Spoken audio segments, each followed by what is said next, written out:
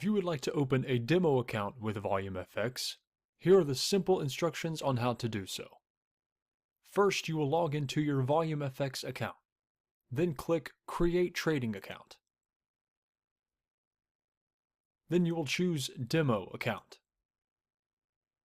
Then choose your initial deposit you would like to start with. Then choose your leverage and click Create Account.